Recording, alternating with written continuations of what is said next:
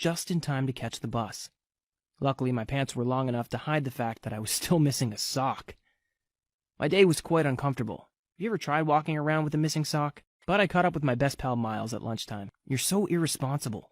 Anyway, you're lucky my parents are strict and that all I have in my house are books and board games. Otherwise, we'd be in the same boat," I replied. "One day that'll change. You're the smartest person in our year. I'm sure you'll be rich someday," he exclaimed. Speaking about rich, this morning I found a $50 bill under my bed. That was so weird, I told him. He began to laugh. "Well, Derek, I think you should check under your bed every morning. Maybe soon you can actually buy me more games." I laughed too, and then the bell rang, so we both went to class. When I got home that afternoon, Tina came running towards me with her hands in the air. "2 more days until my birthday! Have you bought me my present?" she screamed. "What do you want, anyway?" I asked. "I want an LOL doll, 2 Barbie dolls, a stuffed unicorn." She went on and wouldn't stop. I ate my boring dinner, did my homework, showered, and went to sleep. The next morning, I realized I still hadn't found my sock. I remembered Miles's joke and looked under the bed again. There was $100 there. Even though he meant it as a joke, it was really there, and much more than yesterday. All I could think about was what I'd buy for Tina. Her birthday was the next day. I quickly put my money into my pocket and left for school. After school, I went to the toy store and bought everything I could for $150. I walked home with my bag of presents, feeling like the world's best big brother. When I got home, Tina ran towards me like she usually did. "Derek, 1 more day until my She paused. "Are these all presents for me?" she squealed. "Yes, but you can't open them until tomorrow," I replied. "You're the best big brother ever," she said, and ran to tell our parents. I went to my room to change and started on my homework. Suddenly, I heard a knock on my door. "Derek?" It was my mom. "Yes, Mom?" "How did you buy all those presents for your sister? You aren't doing anything you shouldn't be, are you?" She looked at me suspiciously. "No, Mom, I've been saving for a very long time," I lied. "Okay, well, I just wanted to say thanks. Your father and I were only able to afford a birthday card this time, and I was going to take one of the leftover cakes from the bakery after work. So we're very happy she has presents. I'm happy I raised such a responsible young man," she said proudly. She walked away, and I began to imagine what I would do if the money kept appearing under my bed. But who kept putting it there? Was this magic? I was very confused, but it was making my family happier, so I decided not to think about it too much. Before I left for school the next morning, I made sure I checked under the bed again. Believe it or not, there was $200 there. After that, every morning when I checked, the amount of money increased by $50 from the previous day. In what seemed like no time at all, I had saved $1,000. The money was always placed in the same spot under the bed, and I could still not figure out where it was coming from. One afternoon, I decided to talk to Miles about it. I explained the situation, and he looked puzzled for a while. Then he finally replied, "Dude, that's really weird. Anyway, we should spend some now. You deserve a few new things, then we can spend the rest at the arcade." I agreed, and later we had a great time. I bought myself some new outfits, uniforms, a backpack, shoes, and yes, lots of socks. After we spent a few hours at the arcade, Miles came up with an idea. "Hey, let's get some fake IDs and have some fun this weekend. There's this new club I want to check out," he said. I don't know if that's the best idea, but okay.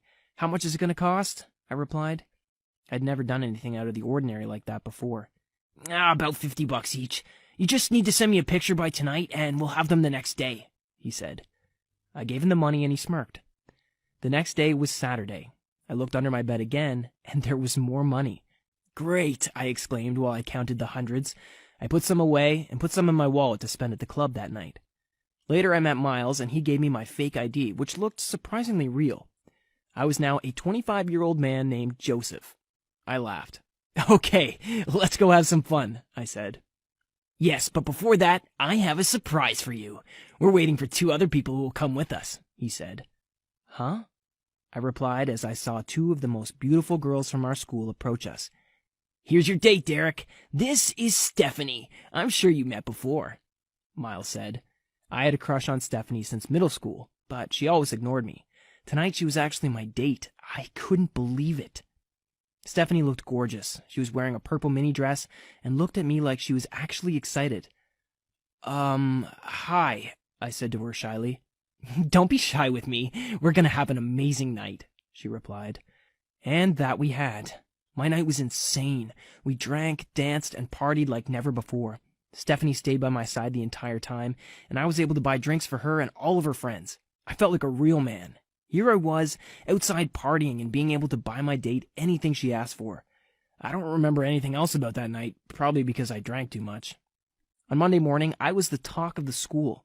Apparently I was so drunk that I ended up kissing Stephanie in the middle of the dance floor. Someone took a video and posted it on Instagram, and now everybody knew. It was the beginning of my new life. People actually knew who I was now. As the weeks went by, I became the most popular guy at school. I was dating the most beautiful girl, had the most expensive things, and so much money. Stephanie had become my world, even though she'd mostly talk to me when she wanted me to buy her something. She was just so irresistible, I did anything for her. My life was absolutely perfect. Until one morning. You ever wake up and just know that something bad was about to happen? Well, that was how I felt.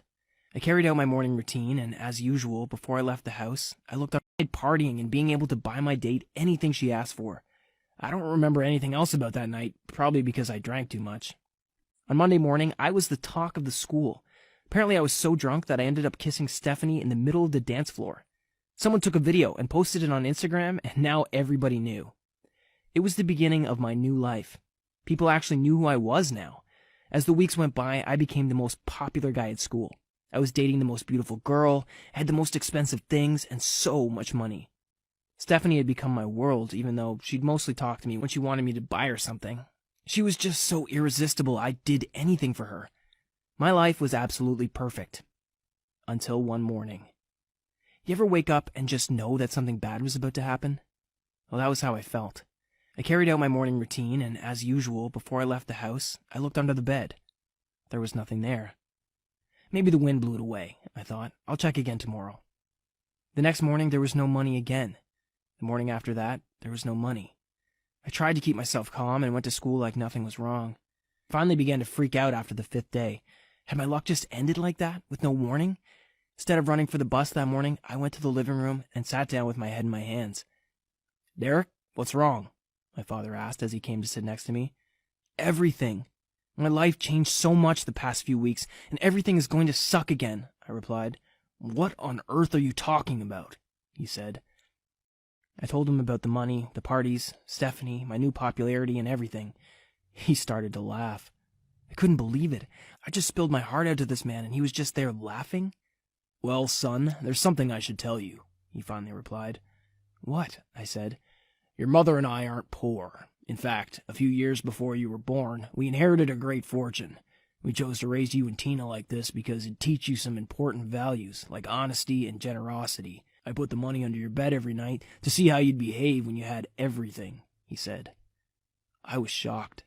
"In the beginning, you did well. You spent it all on your sister, but I don't know what got into you after that. You proved to me that you're not mature enough to handle any of this. Instead of saving or helping others, you chose to impress people and to become popular. You won't get another cent until you've left college, Derek.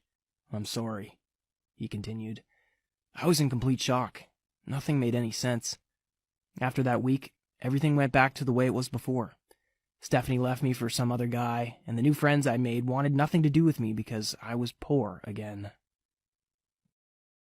I was sitting in my bedroom staring out of the window. It was cold and miserable outside, exactly matching how I was feeling. I had told my dad that I had homework to do, but honestly, I just wanted to be alone. I had felt like that for over a year now, ever since the day my mom had disappeared. I tried to visualize her face. I did that at least 3 or 4 times a day. I was so scared that one day I would forget what she looked like. We had no idea why she had gone. One day she was there, the next day it was just me and Dad. I missed her so much. I missed her singing in the kitchen and the sound of her laughter when Dad told her one of his jokes. Since she had left, there had been no more happiness in our house. Dad and I were just existing. The loud knocking on the front door snapped me out of my reminiscing. I heard Dad open the door, and then the sound of his footsteps were coming up the stairs.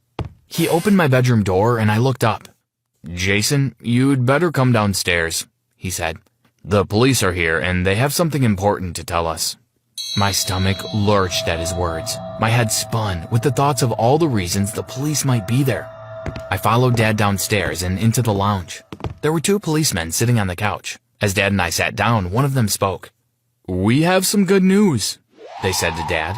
"We have found your wife, and she's alive and safe." I couldn't believe what I was hearing. Mom had been found. Dad and I put on our coats and got into Dad's car. We followed the police back to the station. When we arrived, they took us through to a room at the back. When they opened the door, I could see my mom sitting on a chair behind a table. I ran and put my arms around her, hugging her as tightly as I could. Mom, I can't believe it's you. I'm so happy to see you. I've missed you so much," I cried. But Mom looked at me in confusion. "Who are you two?" she asked. The policeman then explained to us that Mom seemed to be suffering from amnesia. They had found her wandering along the side of the road. She wasn't wearing a coat and looked confused, so they had brought her along to the station. One of the sergeants there had recognized her from the missing report we had filed. "It might take a while, but we're confident that her memory will return," he said. "Just be patient with her." The three of us drove home in silence. It was so bittersweet. On the one hand, I was so happy to have my mom back. But on the other, I was sad that she didn't know who I was. I vowed then that I would do my best to help her regain her memory. It was the school holidays, so I spent